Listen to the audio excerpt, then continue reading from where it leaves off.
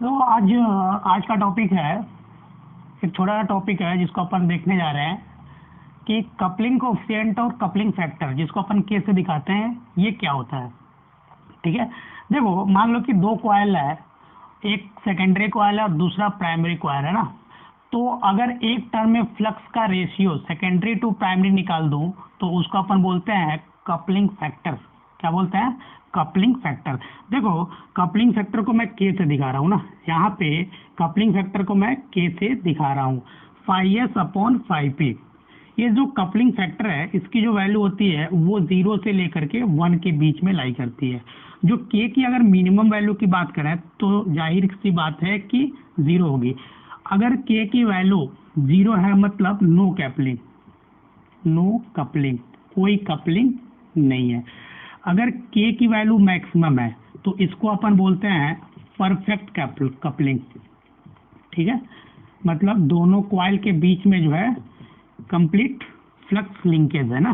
देखो, अगर coupling factor की बात करें तो ये देखो, ये फ्लक्स का रेशियो है, तो रेशियो दोनों डिनोमिनेटर और नोमिनेटर का कैंसिल आउट होगा, तो ये यूनिट लेस क्वांटिटी बनेगी। क्या बनेगी? Unit less quantity. तो कुछ एग्जांपल देखते हैं, जैसे एक कॉइल ये है, एक कॉइल ये है। तो अगर ये ऐसे कॉइल का अरेंजमेंट है तो कपलिंग फैक्टर जाहिर सी बात है कि 0 और 1 के बीच में लाई करेगी। अगर दोनों कॉइल जो है एक दूसरे में जो है समाहित है, मतलब परफेक्टली कपल्ड है, तो इस केस में जो कपलिंग फैक्टर की वैल्यू होगी बच्चों, उसकी वैल्यू होगी 1 के बराबर। देखो, मान लो कि दो कॉइल का जो रिलेटिव ओरिएंटेशन है, जो रिलेटिव ओरिएंटेशन है वो एक दूसरे के परपेंडिकुलर है। देखो यहाँ पे ये एक दूसरे से 90 डिग्री पे, तो कोई भी कॉइल, ऐसा कॉइल का अरेंजमेंट या ऐसा अरेंजमेंट जहाँ पे रिलेटिव ओरिएंटेशन जो है 90 डिग्री पे पाया जाए, तो उस केस में जो कपलिंग फैक्टर की वैल्यू होती है वो 0 होती है। इस केस में ऐसा क्यों होता है? क्योंकि कपलिंग का मतलब होता है फ्लक्स लिंकेज। तो देखो, अगर ये कॉइल के चलते मैग्नेटिक फील्ड इधर है तो एरिया वेक्टर, ये सेकेंडरी कॉइल होगा, इसका एरिया वेक्टर इधर है, तो एरिया वेक्टर एक का ऊपर है और मैग्नेटिक फील्ड प्राइमरी ऐसे, तो एरिया वेक्टर और मैग्नेटिक फील्ड के बीच में कितना डिग्री एंगल बन रहा है? 90 डिग्री। तो फ्लक्स जो होगा वो 0 होगा, तो कोई फ्लक्स लिंकेज ही नहीं होगा, कोई फ्लक्स लिंकेज नहीं होगा। तो याद रखना कि अगर दो कॉइल एक दूसरे से 90 डिग्री पे हैं तो कोई फ्लक्स लिंक नहीं होगा। क्या नहीं होगा? नो फ्लक्स लिंक है। और इस केस में जो कपलिंग फैक्टर होगा बच्चों वो 0 आएगा। चलो, एक अपन रिलेशन देखते हैं कि अपन पढ़ चुके हैं सेल्फ इंडक्टेंस और म्यूचुअल इंडक्टेंस, इनके बीच में अपन रिलेशन देखने की कोशिश कर रहे हैं। ठीक है। देखो, जो अगला टॉपिक है वो है, लिख लेते हैं। ठीक है, रिलेशन बिटवीन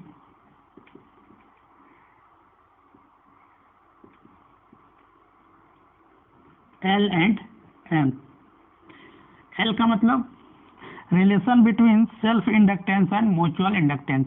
याद रखना, मान लो कि एक कॉइल है ऐसा, ठीक है, एक कॉइल ऐसा है और दूसरा कॉइल मैंने ऐसे लगा के रखा है।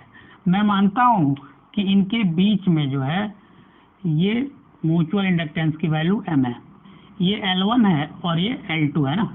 सेल्फ इंडक्टेंस दोनों कॉइल का L1 L2 है। तो याद रखना, जो म्यूचुअल इंडक्टेंस आता है बच्चों वो डायरेक्टली प्रोपोर्शनल आता है रूट अंडर L1 और L2 को। इसको प्रूफ किया जा सकता है, लेकिन मैं यहाँ टाइम वेस्ट नहीं कर रहा हूँ बच्चों। बस आपको ये याद रखना है कि म्यूचुअल इंडक्टेंस जो होता है वो डायरेक्टली प्रोपोर्शनल होता है root under self inductance of both coil ना। अगर प्रोपोर्शनलिटी कांस्टेंट हटाऊं तो जाहिर सी बात है एनी कांस्टेंट के लिखूंगा, और ये कांस्टेंट की वैल्यू मैं लिख रहा हूँ के के बराबर। और के मैं आपको बता चुका हूँ के क्या है, वो है कपलिंग फैक्टर, या इसी को अपन बोलेंगे कपलिंग कोफिशिएंट ना, कपलिंग कोफिशिएंट। यहाँ तक कोई दिक्कत? यहाँ तक कोई दिक्कत है। चलो, अपन कुछ अरेंजमेंट लेते हैं। जैसे मान लो कि कॉइल का अरेंजमेंट ऐसा है, जैसे अपन पहले केस में देखे थे कि कॉइल का मान लो अरेंजमेंट ऐसा है ना। अगर मान लो कॉइल का अरेंजमेंट ऐसा है, इसका सेल्फ इंडक्टेंस L1 और इसका L2, तो अपन देखे थे कि के की जो वैल्यू थी इस केस में वो 0 और 1 के बीच में लाई कर रही थी। तो जाहिर सी बात है जो m की जो वैल्यू होगी वो लेस देन आएगी रूट अंडर L1 और L2 से ना, ये सेटिस्फाई हो रहा होगा कंडीशन। चलो अगर मान लो कि बी नंबर केस इसी को लेता हूँ मैं ना, बी नंबर केस जो है इसी को लेता हूँ, तो इस केस में देखो परफेक्टली कपल्ड है, तो परफेक्टली कपल्ड है तो के की वैल्यू कितनी है बच्चों, 1 है। तो जो म्यूचुअल इंडक्टेंस की वैल्यू आएगी, के की जगह 1 डालूंगा, रूट अंडर L1 और L2। मान लो दोनों कॉइल का L1 L2 सेल्फ इंडक्टेंस है ना, तो M is equal to root under L1 और L2। ये तब होगा जब दोनों कॉइल जो है क्या होगा, परफेक्टली कपल्ड होगा। देखो सी नंबर में मैंने आपको एक कॉइल का अरेंजमेंट दिया था कि मान लो कि कॉइल जो है एक दूसरे के क्या है, परपेंडिकुलर है ना, तो कॉइल अगर एक दूसरे के परपेंडिकुलर हैं तो यहाँ के की वैल्यू कितनी आती है, 0 ना। तो इस केस में जो म्यूचुअल इंडक्टेंस होगा वो 0 आएगा, ठीक है ना, क्योंकि यहाँ कोई फ्लक्स लिंकेज नहीं हो रहा है। जब कोई फ्लक्स लिंकेज नहीं हो रहा है तो फ्लक्स ही लिंकेज नहीं हो रहा हो तो नो EMI आएगा ना। तो इस केस में क्या होगा, कपलिंग नहीं होगा, मतलब कपलिंग कोफिशिएंट की वैल्यू क्या होगा बच्चों, यहाँ पे 0 होगा। और इस केस में क्या होगा कि यहाँ अपन देख पा रहे हैं कि के जो होगा वो मिनिमम होगा ना, के मिनिमम। तो यहाँ म्यूचुअल इंडक्टेंस की मिनिमम वैल्यू मिल रही है वो होगी 0, और यहाँ पे मैक्सिमम मिल रहा होगा ना, एम मैक्स मिल रहा होगा। क्यों, क्योंकि यहाँ पर के मैक्स इज इक्वल टू 1 है। ये भी बात ध्यान रखना बच्चों कि जो कपलिंग फैक्टर होता है उसकी वैल्यू जो है ऐसे आता है। चलो एक छोटा सा सवाल कर लेते हैं। सवाल जो है ऐसा है कि दो कॉइल दिया हुआ है, ठीक है, एक छोटा सा सवाल है, देखो ये दो कॉइल दिया हुआ है, ठीक है, ऐसा सवाल है, ये दो कॉइल दिया हुआ है अपने को, इसमें म्यूचुअल इंडक्टेंस की वैल्यू अपने को गिवन है वो है 10⁻⁻2 हेनरी, ठीक है बच्चों। देखो जो प्राइमरी कॉइल है उसमें करंट IP फ्लो हो रहा है जो कि टाइम के साथ वेरिंग है, तो जाहिर सी बात है ये सेकेंडरी कॉइल में जो है क्या आएगा, self induction sorry mutual inductance आ रहा होगा ना। तो इस केस में यहाँ पे सेकेंडरी कॉइल में जो है इंड्यूस EMF जनरेट हो रहा होगा। अब अगर अपन बोले कि यहाँ IP अपने को गिवन है 2 sin 100πt है ना, ऐसा सवाल दिया हुआ है। अगर ऐसा है तो अपने को निकालना है find maximum value of secondary induce EMF, ये ऐसा सवाल है, ठीक है। देखो अगर इसका अपन सॉल्यूशन बनाए तो अपने को पता है कि ES जो होगा वो होगा -M dIP/dt is equal to M की वैल्यू गिवन है ये। अगर मैं इसका डिफरेंशिएशन करूं, माइनस साइन मतलब अपोज ना, तो ये देखो ये 2 है तो यहाँ 2 इंटू कॉस, ठीक है, 100πt और चैन रूल लगाऊंगा तो वापस 100π जाएगा ना। तो देखो इसकी जो पूरी वैल्यू आ रही होगी वो आ रहा होगा 10⁻⁻2 इंटू 200π कॉस 100πt।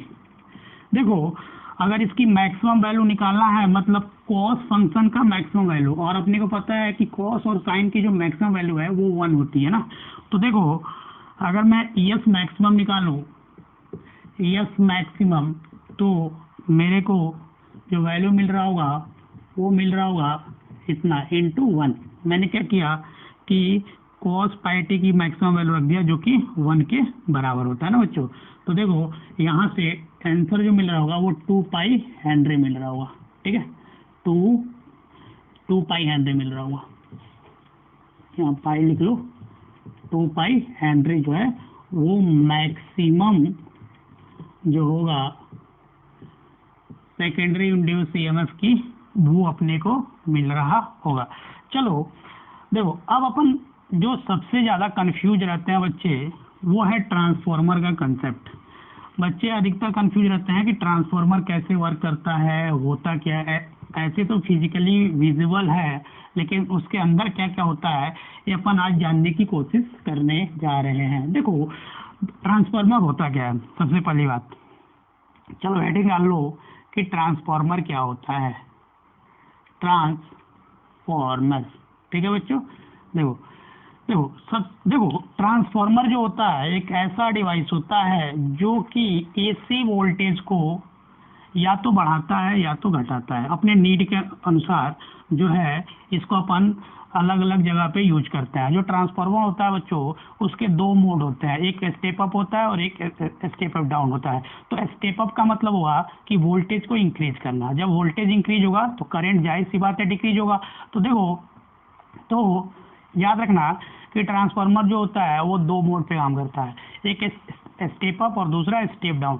तो स्टेप अप वहां लगाएंगे जहां पे अपने को ज्यादा वोल्टेज की जरूरत पड़ेगी और स्टेप डाउन जहां पे कम वोल्टेज की जरूरत पड़ेगी। जैसे अपन जानते हैं कि जहां बिजली का उत्पादन होता है बच्चों, वहां से अपने को ट्रांसमिट करना रहता है। तो जाहिर सी बात है कि जहां बिजली का हब है वहां से अगर अपने को ट्रांसमिशन चाहिए तो हाई वोल्टेज और लो करंट चाहिए। क्यों?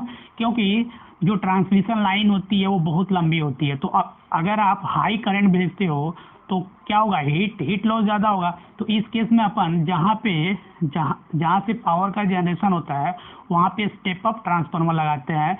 और जहाँ अपने को रिसीव करना रहता है तो देखो गांव में अपन देखते हैं कि जो है 33,000 को 11,000 में कन्वर्ट करके फिर अपन 500, 400, 200 लेते हैं।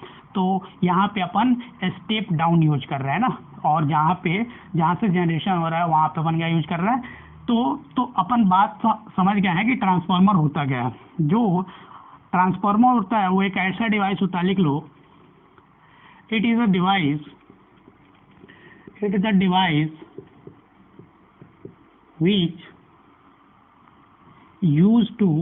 is used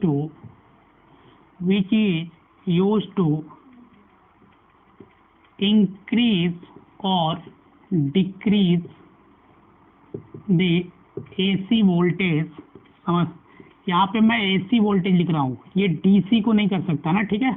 अपन देखेंगे बाद में कि ये एक ऐसा डिवाइस होता है ट्रांसफार्मर जो कि AC वोल्टेज को या तो इंक्रीज करता है या तो डिक्रीज करता है बच्चों, बाय यूजिंग,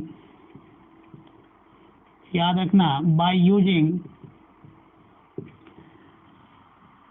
कंसेप्ट ऑफ, इसके पीछे जो कंसेप्ट है वो है म्यूचुअल इंडक्शन का, ठीक है। ये अपन देखेंगे कि ये म्यूचुअल इंडक्शन कंसेप्ट पे कैसे बेस्ड है, ठीक है।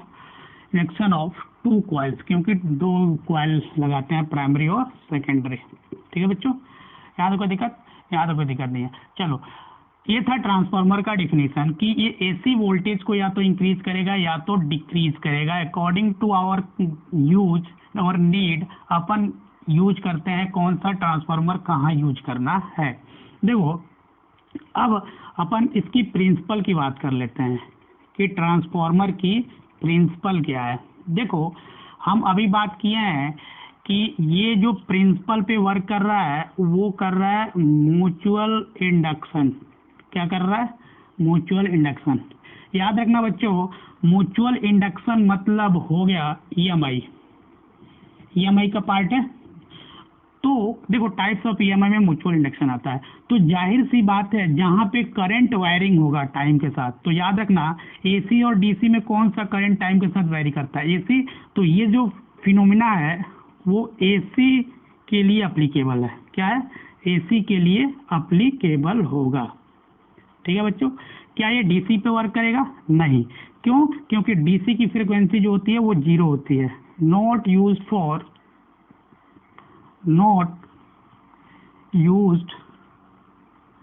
For DC।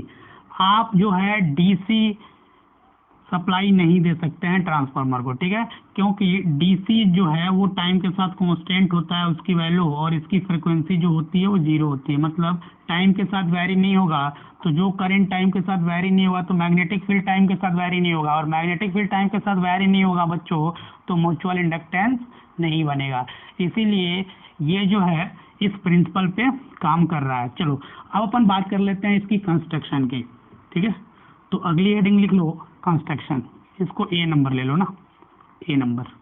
चलो B नंबर देखते हैं इसकी कंस्ट्रक्शन के। चलो, मैं इसको बनाने की कोशिश कर रहा हूँ। देखो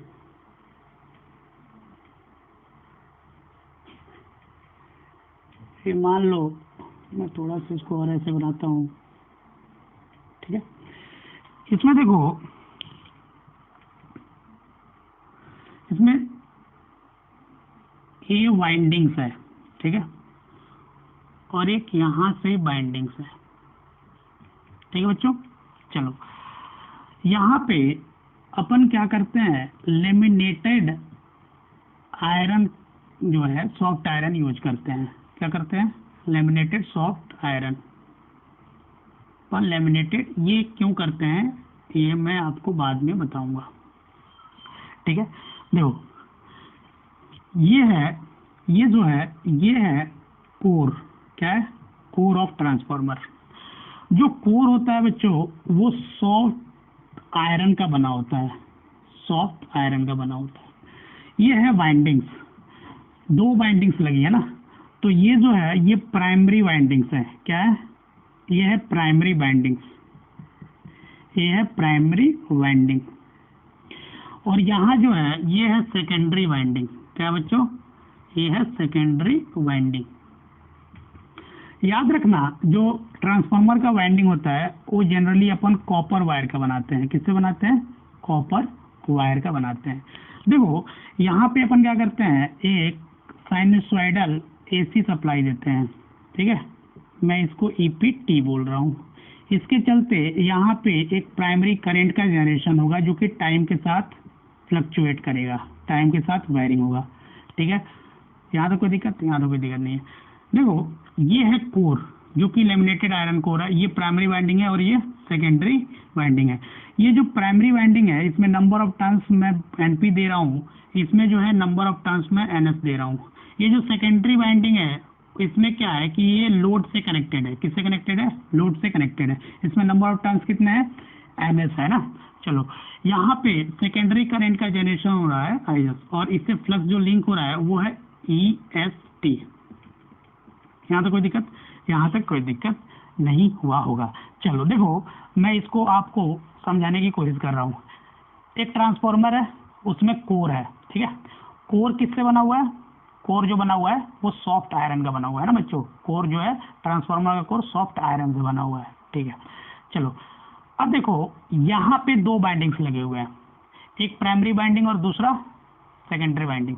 जो बाइंडिंग्स है वो देखो कॉपर वायर का बना हुआ है, प्राइमरी और सेकेंडरी, और नंबर ऑफ टर्न्स जो है एनपी है और एनएस है प्राइमरी और सेकेंडरी में। देखो होता क्या है, जैसे ही मैं यहाँ साइनसॉइडल सप्लाई दूंगा जो कि टाइम के साथ वैरी होगा, उसके चलते क्या होगा कि यहाँ पे एक साइनसॉइडल जो है करंट जनरेट होगा, ठीक है बच्चों। जैसे ही करंट जनरेट होगा तो ये करंट जो है टाइम के साथ वायरिंग है, तो इस कॉइल में जो होगा वो मैग्नेटिक फील्ड, प्राइमरी कॉइल में जो है मैग्नेटिक फील्ड चेंज होगा ना। और अपने को पता है कि दो कॉइल है और इसका करंट वायरिंग है, तो इसमें क्या होगा, इस तो दूसरे कॉइल में जो है म्यूचुअल इंडक्टेंस आएगा। क्या आएगा, दूसरे कॉइल में म्यूचुअल इंडक्टेंस आ रहा होगा। तो देखो जैसे ही आईपी चेंज हुआ तो जो कोर में टोटल फ्लक्स दौड़ता है उसको मैं फाइटी लिख रहा हूँ। मैं अभी आपको बताऊंगा कि कोर में क्या होगा कि इस वायर एक क्या होगा, एक टोटल फ्लक्स कोर में दौड़ने लगेगा, ठीक है। और वो जो फ्लक्स होगा वो टाइम के साथ वायरिंग है, और अपने को पता है कि टाइम के साथ जो फ्लक्स वायरिंग होता है बच्चों, उसके चलते एक इंड्यूस ईएमएफ बनता है। वो इंड्यूस ईएमएफ जो है इन दोनों कॉइल्स में लिंक होगा, ठीक है। यहाँ तो कोई दिक्कत, यहाँ तो कोई दिक्कत नहीं। अब इंड्यूस ईएमएफ जो है जो कोर में वायरिंग फ्लक्स है उसके चलते जो है बच्चों इंड्यूस ईएमएफ आ रहा है, और इंड्यूस ईएमएफ के चलते एक इंड्यूस करंट जनरेट होगा, जाहिर सी बात है, जो कि कोर ऑफ द ट्रांसफार्मर में दौड़ेगा, ठीक है। क्योंकि कोर में जो है वायरिंग फ्लक्स है due to varying current in primary. तो देखो अगर इस लेमिनेटेड आयरन कोर में अगर फ्लक्स चेंज हो रहा है तो इसमें एक करंट जनरेट होता है जो कि लेमिनेटेड आयरन कोर में ही दौड़ता है, तो उस को अपन बोल सकते हैं इंड्यूस करंट, या इसका एक और नाम है एडी करंट बोलते हैं। क्या बोलते हैं बच्चों, एडी करंट। तो अपने को पता है कि एडी करंट जो है कोर में क्यों जनरेट हुआ, ये बात आपको पता चल गई कि जो इंड्यूस करंट है due to varying magnetic field, उसी को अपन नाम दे रहे हैं यहाँ एडी करंट। चलो ये थी कोर की बात। अब देखो अपने को पता है कि ये जो वाइंडिंग्स है ये कॉपर वायर की बनी हुई है, और कोई भी वायर है उसके पास रेजिस्टेंस होता है। तो याद रखना, अगर दोनों वाइंडिंग्स में करंट दौड़ रहा है और दोनों वाइंडिंग के पास रेजिस्टेंस है, तो यहाँ पे जूल के हीटिंग लॉ के अनुसार I²R/T लॉस जो है वो हो रहा होगा, जिसको अपन बोलेंगे, क्या बोलेंगे बच्चों, उसको बोलेंगे अपन वाइंडिंग लॉस या कोर लॉस। सॉरी, कोर में होने वाले लॉस को तो कोर लॉस बोलेंगे, इसको या तो वाइंडिंग लॉस बोलेंगे या कॉपर लॉस बोलेंगे, क्योंकि वाइंडिंग जो है बच्चों कॉपर की बनी हुई है। देखो यहाँ एक और बात, क्या कोर का कनेक्शन लोड से है?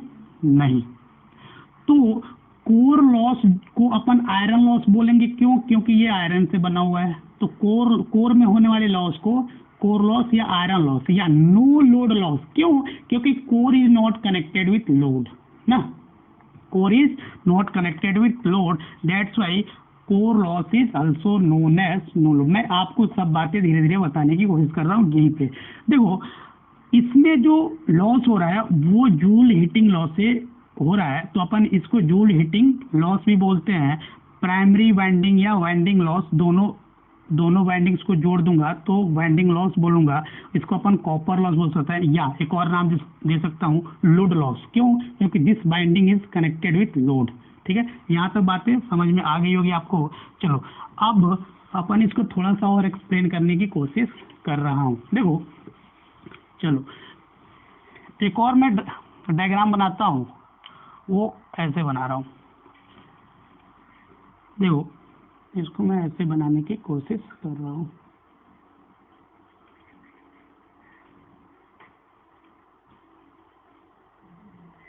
इसको मैं ऐसे बनाने की कोशिश कर रहा हूँ ना।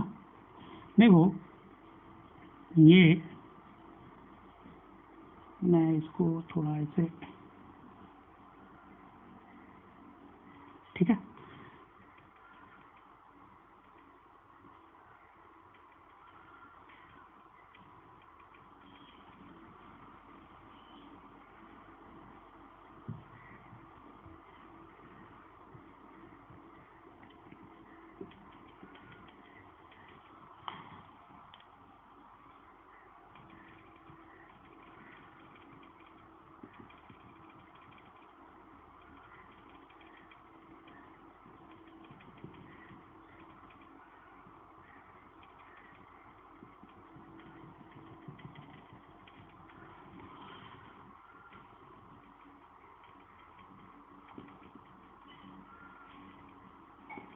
IPT होगा, ठीक है, प्राइमरी करंट। यहाँ देखो सेकेंडरी करंट जो कि टाइम के साथ वेरी हो रहा है, और यहाँ पे सेकेंडरी वोल्टेज। ठीक है बच्चों, चलो अब देखो मैं आपको एक्सप्लेन कर चुका हूँ कि ये वायरिंग करंट के चलते इसमें क्या होगा, कोर है ना, ये क्या है, कोर है, कोर ऑफ ट्रांसफॉर्मर। तो ये कोर ऑफ ट्रांसफॉर्मर है। तो कोर में क्या होगा बच्चों कि एक फ्लक्स जो है टाइम के साथ वायरिंग होगा, इसको मैं फाइटी बोल रहा हूँ। ये क्या है, ये है टोटल फ्लक्स इन कोर, जो कि ये है टोटल मैग्नेटिक फ्लक्स है। ये जो है ये है बच्चों फाई और टी। चलो तो इसमें टोटल फ्लक्स जो है टाइम के साथ वायरिंग है ना। देखो कोर में टोटल फ्लक्स टाइम के साथ वायरिंग है। अब टाइम के साथ वायरिंग है टोटल फ्लक्स, तो देखो तो फ्लक्स जो होगा वो प्राइमरी वाइंडिंग से कितना लिंक हो रहा है।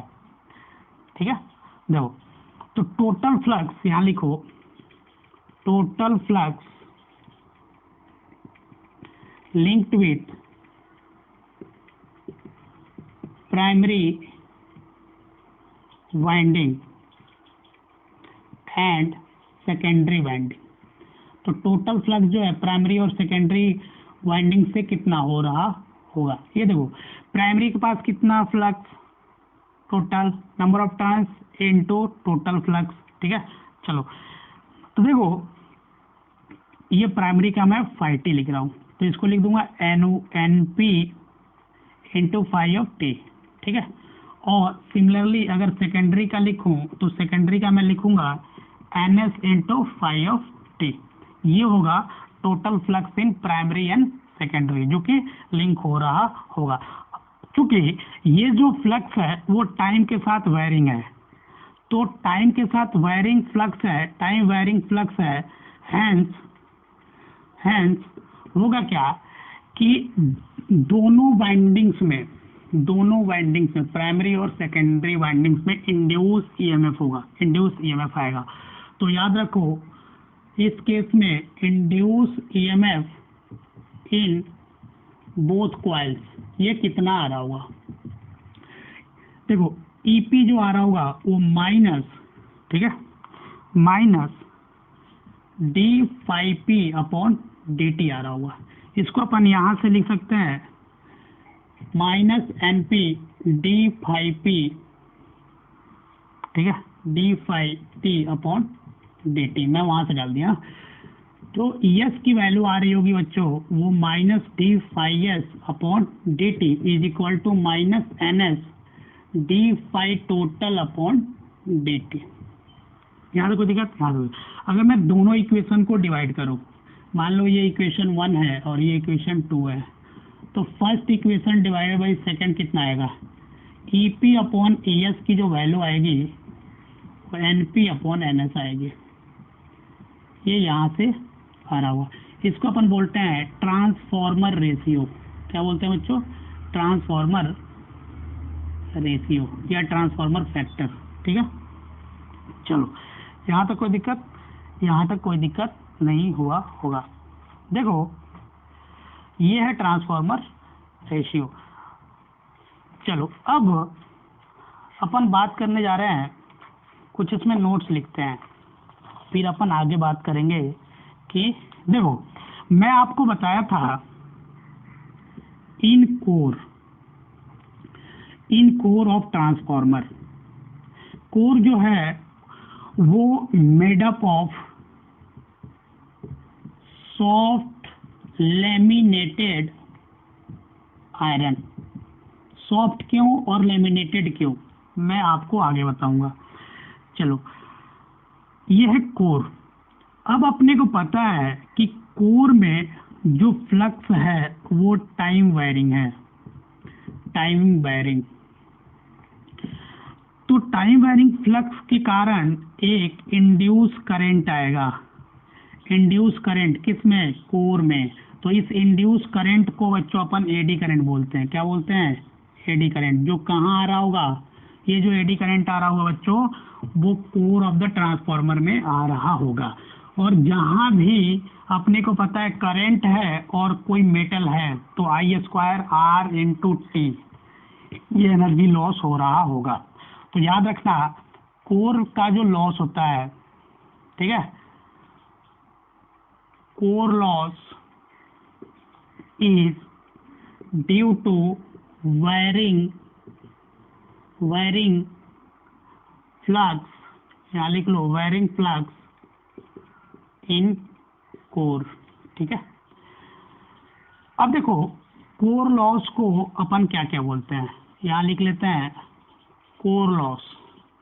कोर लॉस को अपन बोलते हैं, क्योंकि कोर आयरन का बना हुआ है तो इसको आयरन लॉस भी बोलेंगे। क्या बोलेंगे? आयरन लॉस, ठीक है। आयरन लॉस, क्योंकि कोर जो है लोड से कनेक्टेड नहीं है तो इसको अपन नो लोड लॉस भी बोलते हैं, नो लोड लॉस।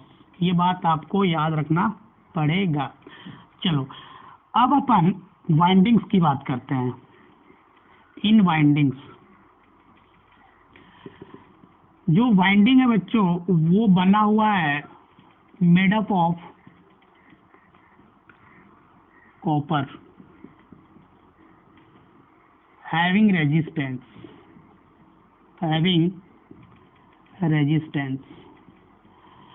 तो यहाँ पे जूल हीटिंग लॉस आ रहा होगा आई स्क्वायर आर इंटू टी। इसको अपन कॉपर लॉस भी बोलेंगे, इसको कॉपर लॉस भी बोलेंगे। चूंकि ये लोड से कनेक्टेड है इसीलिए अपन इसको लोड लॉस भी बोलेंगे, लोड लॉस। ठीक है, ठीक है, joule heating loss, copper loss, load loss. एक और बात लिख लो, चूंकि ये बाइंडिंग की फिनोमिना है तो बाइंडिंग लॉस। ठीक है, ये सब है कोर। और इसमें क्यों हो रहा है बच्चों? क्योंकि resistance of the winding, due to resistance of the winding. तो इस लॉस को मिनिमाइज करने के लिए अपने को क्या करना पड़ेगा? बाइंडिंग में रेजिस्टेंस की वैल्यू चेंज करनी पड़ेगी। क्या करनी पड़ेगी? बाइंडिंग में जो है वो। चलो अब अपन बात कर लेते हैं टाइप्स ऑफ ट्रांसफॉर्मर की। क्या बात करने जा रहे हैं? Types of transformer. चलो अगली हेडिंग डालो, types of transformer. Types of transformer. चलो देखो, मोड ऑफ ट्रांसफॉर्मर और टाइप्स ऑफ ट्रांसफॉर्मर ये दो चीजें हैं ना। चलो अपन जनरली जो डील करते हैं वो करते हैं, पहला बोलते हैं कि आइडियल ट्रांसफॉर्मर है। क्या है? आइडियल ट्रांसफॉर्मर है। इसका मतलब क्या हुआ? आइडियल ट्रांसफॉर्मर का मतलब होता है कि वाइंडिंग, मान लो कि फ्लक्स जो है दौड़ रहा है कोर में, तो वहां से कोई लीकेज नहीं होना चाहिए। तो नो फ्लक्स लीकेज, कोई फ्लक्स लीकेज नहीं कर रहा है ना, नो फ्लक्स लीकेज, कोई फ्लक्स लीक नहीं कर रहा है। मतलब input power is equal to output power. ठीक है, टोटल जितना सप्लाई दिया उतना हमको मिल गया। मतलब इफिशियंसी जो होगा, वो इफिशियंसी जो होगा उसका प्रतिशत जो होगा वो होगा 100%। ठीक है, इसको अपन बोलते हैं आइडियल ट्रांसफॉर्मर, जहाँ कोई लॉस नहीं, नो लॉस एट ऑल, थोड़ा भी लॉस नहीं हो रहा है। लेकिन जनरली ऐसा होता नहीं, ये हमारा एजम्पशन है। ठीक है, लेकिन होगा नहीं। चलो एक होता है रियल ट्रांसफॉर्मर। रियल ट्रांसफॉर्मर जो असली में होता है, रियल ट्रांसफॉर्मर का मतलब हुआ कि यहाँ लॉस होगा ही होगा। मान लो टोटल लॉस पीटी हो रहा है, लॉस होगा। अगर लॉस होता है तो इनपुट पावर जितना दोगे आपको टोटल पावर नहीं मिलेगा। मतलब जो इफिशियंसी होगी वो लेस देन 100% आएगी। इस केस में लॉस संभव है। तो अपन ये दो ट्रांसफॉर्मर की बात कर रहे हैं। ठीक है, चलो अब अपन एक और बात कर लेते हैं, वो है, इसको डी नंबर दे देना ना, इसको डी नंबर दे दो। चलो ई नंबर की बात करने जा रहे हैं। जो ई नंबर है बच्चों वो है, ठीक है, वो जो है ई नंबर, अपन जा रहे हैं मोड ऑफ ट्रांसफॉर्मर की बात करने। मोड ऑफ ट्रांसफॉर्मर की कौन कौन सा मोड होता है? जनरली दो मोड पे काम करता है ट्रांसफॉर्मर। एक जो होता है वो होता है बच्चों स्टेप ऑफ ट्रांसफॉर्मर। अभी आपको बताया था कि स्टेप ऑफ ट्रांसफॉर्मर क्या होता है और स्टेप डाउन क्या होता है। तो मैं ट्रांसफॉर्मर का डिफिनेशन बताते वक्त ही बताया था कि ये इंक्रीज और डिक्रीज करता है वोल्टेज। स्टेप अप का मतलब ऊपर चढ़ना, मतलब वोल्टेज को बढ़ाना। ठीक है, एक होता है जो दूसरा मोड होता है ट्रांसफॉर्मर का, वो होता है स्टेप डाउन ट्रांसफॉर्मर। चलो एक एक करके देखते हैं। जो स्टेप अप ट्रांसफॉर्मर होता है बच्चों, इसमें मेन मोटो होता है कि सेकेंडरी वोल्टेज को बढ़ा दो प्राइमरी से। अगर ऐसा करोगे तो अपन इक्वेशन देख चुके हैं, तो जो ऐसा करने के लिए अपने को जो सेकेंडरी को वाइंडिंग है उसमें नंबर ऑफ टर्न्स को बढ़ाना पड़ेगा विथ रिस्पेक्ट टू प्राइमरी। ठीक है, देखो अगर ऐसा करते हो तो जो करंट आएगा वो कम आएगा प्राइमरी से। ठीक है, और के की वैल्यू ग्रेटर होगी 1 से। देखो, तो अगर मैं स्टेप डाउन की बात करूं तो स्टेप डाउन का मतलब हुआ कि सेकेंडरी वोल्टेज जो आउटपुट वोल्टेज है उसको कम लाना है प्राइमरी से। स्टेप डाउन, डाउन करना है ना। तो ऐसा करने के लिए अपने को सेकेंडरी में जो बाइंडिंग्स होगी उसको कम लगाना पड़ेगा विथ रिस्पेक्ट टू प्राइमरी। ठीक है, देखो इस केस में करंट जो है प्राइमरी का, ठीक है बच्चों, करंट जो है प्राइमरी का कम होगा विथ रिस्पेक्ट टू सेकेंडरी। यहाँ तक कोई दिक्कत? यहाँ तक कोई दिक्कत नहीं हुआ होगा। चलो अब अपन बात करने जा रहे हैं पावर रिलेशन। किसकी बात करने जा रहे हैं? पावर रिलेशन की जो है इनपुट और आउटपुट पावर जो है डील करने जा रहे हैं। चलो हेडिंग डाल लो, power relation, power relation in transformer. कि ट्रांसफॉर्मर में जो है वो पावर रिलेशन क्या आएगा। चलो अपन क्या करते हैं, वापस एक रफ डायग्राम बनाते हैं। मैं एक रफ डायग्राम बना रहा हूँ। देखो इसमें जो है ये प्राइमरी वाइंडिंग है और ये सेकेंडरी वाइंडिंग है। यहाँ लोड कनेक्टेड है RL, ठीक है। इसमें मान लो IS दौड़ रहा है और यहाँ जो है बच्चों वो IS, ठीक है, और यहाँ E1 लिखता हूँ, EP लिख लो, ठीक है, और यहाँ ES लिख लो। चलो नंबर ऑफ टर्न्स लिख लो NP और यहाँ लिख लो NS, ठीक है। बाकी फिनोमेना को मैं नहीं दिखा रहा हूँ। देखो तो इनपुट पावर कितना होगा, input power delivered by AC current to the primary coil, ये कितना आएगा। जो इनपुट पावर आ रहा होगा वो आ रहा होगा, सॉरी यहाँ EP लिख लो, IP लिख लो ना, तो इसको लिख लो EP इंटू IP। जो आउटपुट पावर होगा जो कि लोड को डिलीवर होगा, ठीक है, किसको देगा ये, लोड को डिलीवर होगा। तो जो P आउटपुट आ रहा होगा बच्चों वो ES इंटू IS आ रहा होगा। यहाँ कोई दिक्कत? यहाँ तक कोई दिक्कत नहीं हुआ होगा। इसमें अपन बात करते हैं कि अगर आइडियल ट्रांसफॉर्मर हुआ तो क्या हुआ। देखो फॉर आइडियल ट्रांसफॉर्मर, अगर आइडियल ट्रांसफॉर्मर का केस बनाओ तो देखो अपन जानते हैं कि आइडियल ट्रांसफॉर्मर जो होता है उसमें जितना इनपुट पावर दोगे उतना ही आउटपुट पावर आपको मिल जाएगा। मतलब जो इफिशियंसी होगी उस ट्रांसफॉर्मर की वो 100% होगी। मतलब यहाँ इफिशियंसी प्रतिशत जो है 100% होगी। इसका मतलब हुआ P in is equal to P out. तो अगर मैं P in को लिख लूँ तो EP into IP is equal to ES into IS।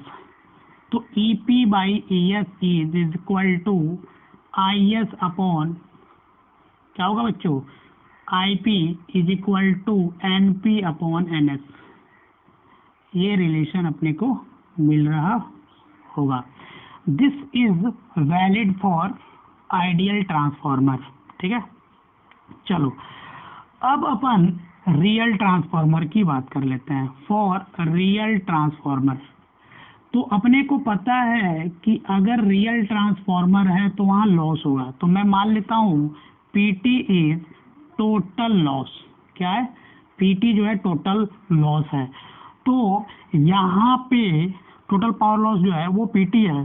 तो यहाँ जो इक्वेशन बनेगा वो बनेगा EP into IP minus PT is equal to ES into IS। ये बात आपको ध्यान रखना पड़ेगा कि जो आउटपुट पावर होगा वो इनपुट पावर से टोटल लॉस घट के आ रहा होगा। चलो अब अपन बात कर लेते हैं, जो अगला बात है वो है बच्चों इफिशियंसी की। किसकी है? वो है इफिशियंसी ऑफ ट्रांसफॉर्मर। चलो हेडिंग लिख लेते हैं, इफिशियंसी ऑफ ट्रांसफॉर्मर की इफिशियंसी क्या होता है। सबसे पहले ये बात जान लो कि इफिशियंसी होता क्या है। जो इफिशियंसी होता है बच्चों, उसको कैसे डिफाइन करते हैं? इफिशियंसी जो होता है, this is the ratio of output power to the input power. मतलब आप यहाँ लिखोगे P out by P in, ये है इफिशियंसी। इसको अपन ईटा से निकालते हैं, तो इफिशियंसी परसेंटेज आ जाएगा P out by P in into 100%। क्या आएगा? ये इतना मिल रहा होगा। तो देखो, अगर मैं इफिशियंसी निकालूं तो लिखूंगा ई एस, ठीक है, आई एस अपॉन, ये मैं आइडियल केस ले रहा हूं, ठीक है, लिख लो, फॉर आइडियल ट्रांसफॉर्मर। तो देखो यहाँ पे E P into I P आ रहा होगा, ठीक है। क्योंकि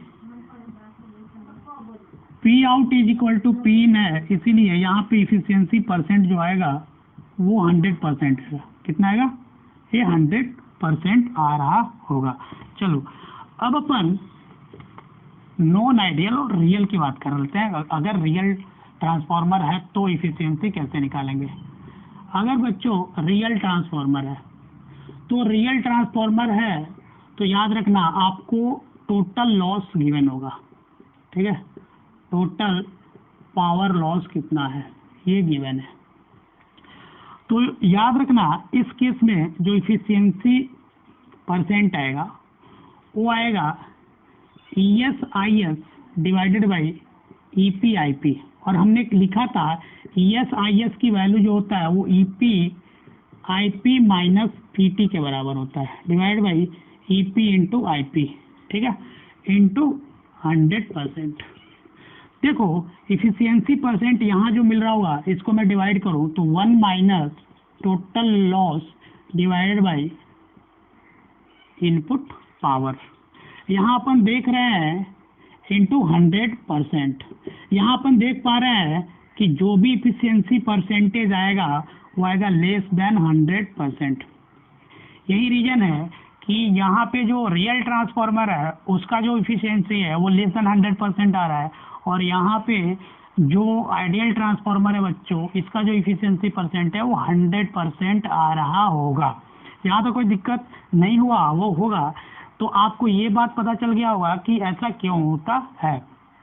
चलो, अब बात कर लेते हैं अपन कि ट्रांसफॉर्मर में कौन कौन से लॉस आ रहे हैं, ठीक है।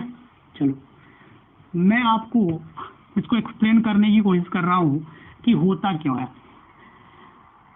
देखो, हेडिंग डालो, लॉसेस इन ट्रांसफॉर्मर।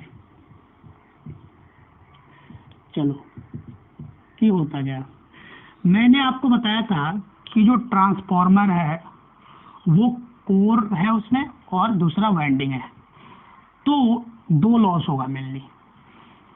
जो दोनों लॉस होगा वो होगा, जो पहला वो मैं लिख रहा हूँ कोर लॉस, और जो दूसरा लॉस होगा बच्चों वो होगा वाइंडिंग लॉस। चलो देखो, एक कोर लॉस होगा और दूसरा वाइंडिंग लॉस होगा। अब देखो, कोर किससे मिलकर बना हुआ है? सॉफ्ट लैमिनेटेड आयरन से। तो इस लॉस को अपन एक और नाम देंगे आयरन लॉस। क्या देंगे बच्चों नाम? Iron loss. अच्छा, क्या कोर लोड से कनेक्टेड था? नहीं, तो इसको अपन एक और लॉस बोल सकते हैं, अगला नामकरण दे सकते हैं नो लोड लॉस, ठीक है। अब चलो, अब ये नाम है कोर में होने वाले लॉसेस का। अब कोर में लॉस किसके वजह से हो रहा है? कोर में जो लॉस हो रहा है वो due to varying magnetic flux in core. अच्छा, तो सर क्या होगा? कि कोर में अगर मैग्नेटिक फ्लक्स वेरी कर रहा है तो क्या होगा। तो याद करो फैराडे का लॉ कि अगर कहीं भी टाइम के साथ अगर मैग्नेटिक फ्लक्स वेरी करता है बच्चों तो वहां पे एक इंड्यूस ईएमएफ आएगा, और जैसे इंड्यूस ईएमएफ आएगा तो वहां इंड्यूस करंट का जनरेशन होगा। तो इसके परिणाम स्वरूप या इसके रिजल्ट के स्वरूप आप बोलोगे कि यहाँ पे एक इंड्यूस्ड करंट आएगा। अब इंड्यूस करंट का नाम ही अपन बोलते हैं एडी करंट। क्या बोलते हैं बच्चों? Eddy current. ठीक है, चलो अब सर क्या होगा? चलो ठीक है, मैग्नेटिक फ्लक्स वेरी कर गया, करंट आ गया, तो लॉस कहाँ से? हाँ लॉस है ना बच्चों। आपको पता है कि ये आयरन मटेरियल से मिलकर बना हुआ होता है, और आयरन के पास जो है रेजिस्टेंस नहीं है, बिल्कुल है। तो अगर कोई करंट जो है किसी रेजिस्टेंस से फ्लो हो रहा है तो वहाँ डेसिपेटिव एनर्जी होती है, एनर्जी जो है डेसिपेट होती है, मतलब लॉस होता है एनर्जी का। तो अगर एडी करंट जो है कोर में दौड़ने लगेगा तो वहाँ कोर लॉस, हीट लॉस होने लगेगा। ठीक है, हीट लॉस क्यों हो रहा है? क्योंकि एडी करंट जनरेशन हो रहा है। चलो एक और बात याद रखना कि जो आयरन लॉस होता है या कोर लॉस होता है या जिसको अपन नो लोड लॉस बोलते हैं, ये जो बेसिकली ये दो टाइप का होता है। कोर में होने वाला लॉस दो टाइप का है, एक को बोलेंगे एडी करंट लॉस। ठीक है, ये क्यों होता है आपको पता चल गया। एक और लॉस होता है, वो होता है हिस्टैरिसीस लॉस। क्या होता है बच्चों? Hysteresis loss.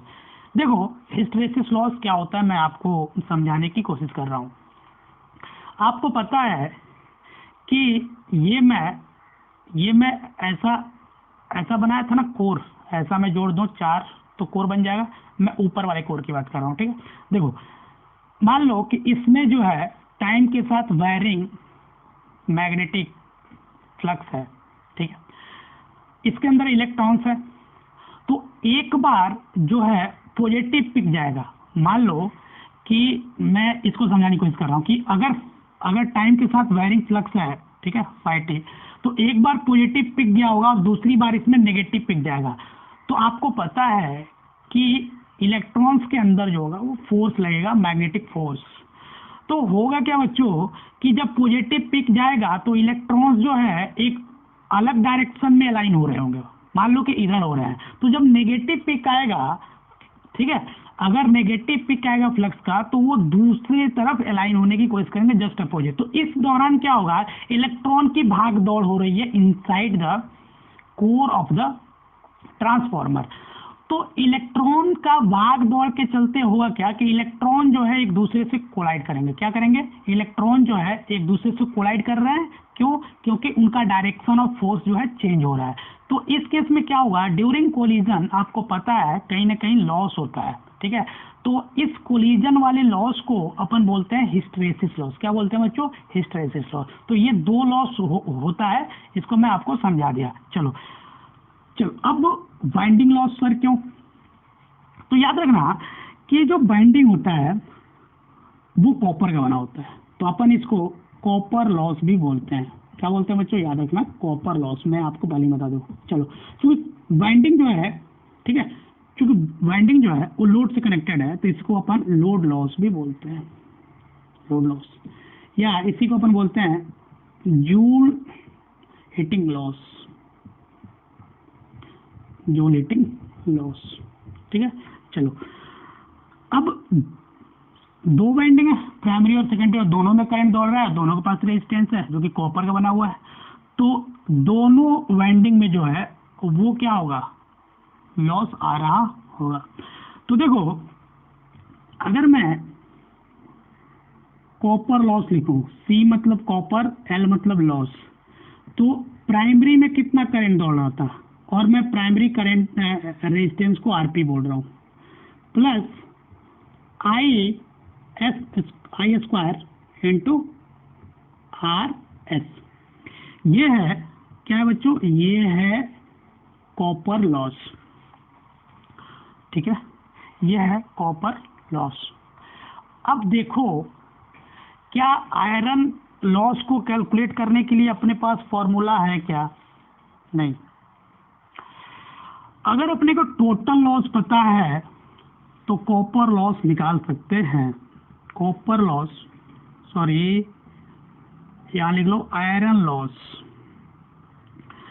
Iron loss is equal to total loss minus copper loss. ये बात आपको याद रखना पड़ेगा। चलो, ये है वाइंडिंग। वाइंडिंग लॉस क्यों आ रहा है? वाइंडिंग लॉस आ रहा है ड्यू टू वाइंडिंग रेजिस्टेंस। इस लॉस को कम करने के लिए अपने को ऐसा मटेरियल वाला तार ढूंढना पड़ेगा जिसमें रेजिस्टेंस की वैल्यू कम हो, तो ये लॉस। अब जो कोर लॉस है बच्चों, उसको कैसे मिनिमाइज करेंगे? उसको कैसे मिनिमाइज करेंगे अपन? जो कोर में लॉस है उसको कैसे मिनिमाइज करेंगे? चलो, एक बार मैं कोर लॉस को वापस यहाँ लिखने की कोशिश कर रहा हूँ। मैं आपको बताया था कि कोर लॉस जो है वो है eddy current loss. Eddy current loss ये क्यों होता है मैं आपको बता चुका हूँ। और दूसरा है वो है हिस्टैरिसीस लॉस।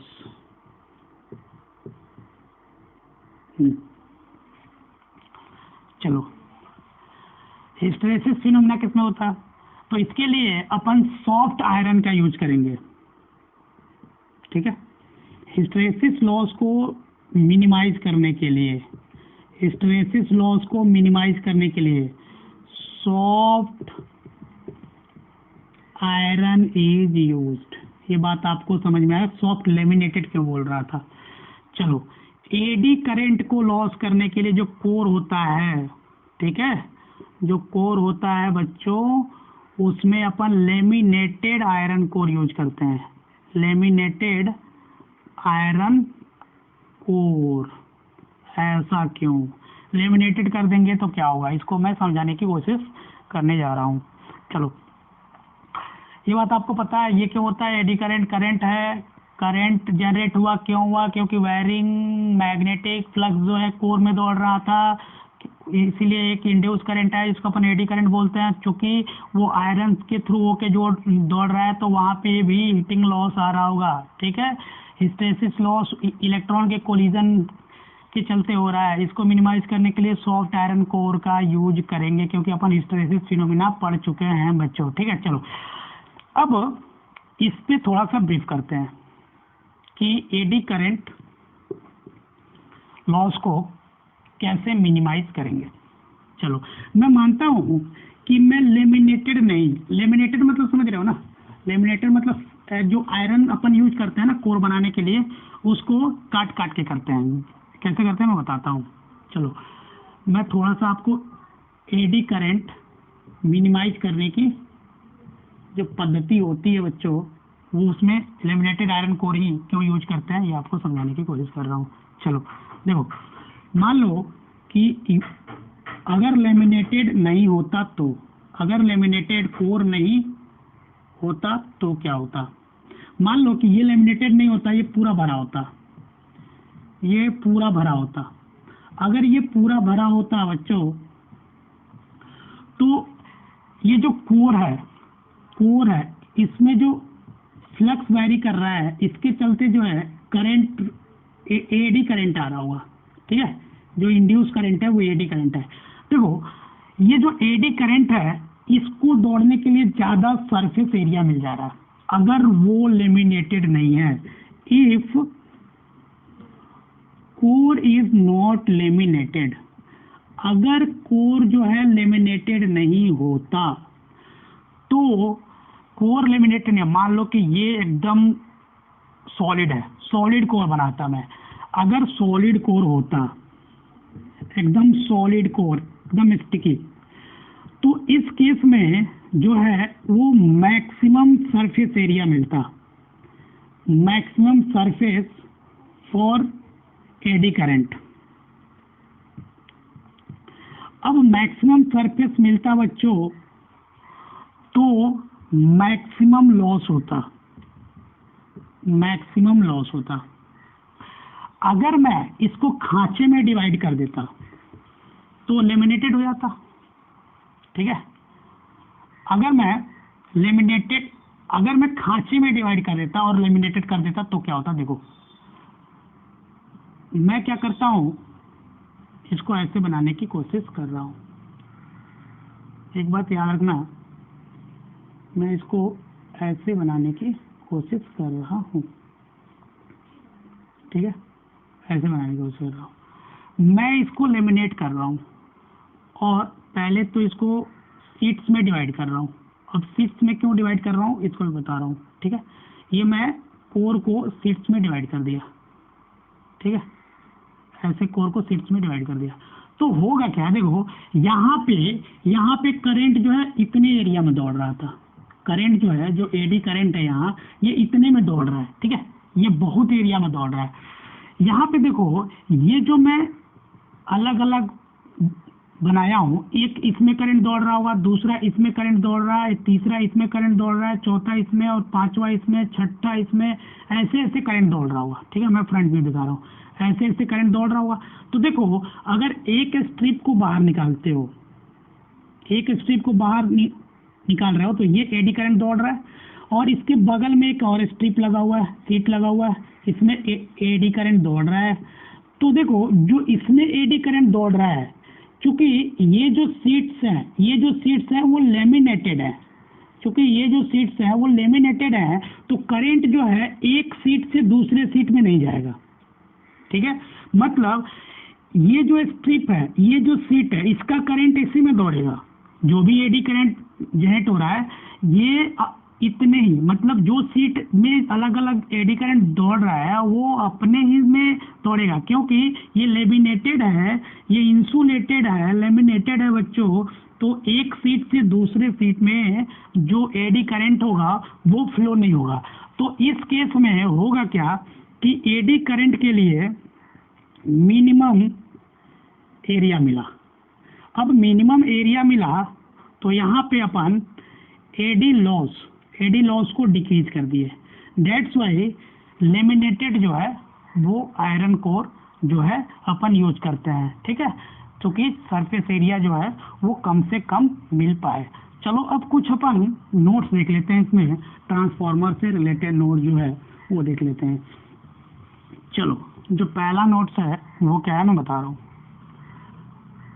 जो पहला नोट है बच्चों कि अपने को पता है कि ट्रांसफार्मर जो है एसी पे वर्क करता है, तो मैं जो ईपी है वो मान रहा हूँ sinusoidal, E not sine omega T, ठीक है। यहाँ तो कोई दिक्कत, यहाँ तक कोई दिक्कत नहीं हुआ होगा। और आईपी को मान रहा हूँ I naught sine omega T. तो जो ईएस आएगा, जो सेकेंडरी कॉइल में इंड्यूस ईएमएफ आएगा, वो minus D I P by D T आएगा। इसको अगर आप सॉल्व करते हो तो एम आई नॉट, इसको डिफ्रेंसिएशन करना है, into omega naught cos omega T आ रहा होगा, ठीक है। ये जो है बच्चों ये है पीक वैल्यू ऑफ, ये है क्या, ये है peak value of induce EMF in secondary coil, क्या है सेकेंडरी कॉइल। चलो अब मैं डीसी लेता, फॉर डीसी, अगर जो आईपी जो है वो डीसी होता तो अपने को पता है जो सेकेंडरी वोल्टेज आता वो जीरो आता, क्योंकि ये कांस्टेंट है, इसका डिफरेंशिएशन जो भी आएगा बच्चों वो जीरो आएगा। चलो एक और बात, क्या ट्रांसफार्मर एम्पलीफायर जैसा वर्क कर रहा है यहाँ? तो बच्चों बिल्कुल नहीं, ट्रांसफार्मर जो है एम्पलीफायर जैसा वर्क नहीं कर रहा है। याद रखना transformer doesn't amplify the power, वो पावर को एम्पलीफाई नहीं कर रहा है यहाँ, ठीक है। It only transform,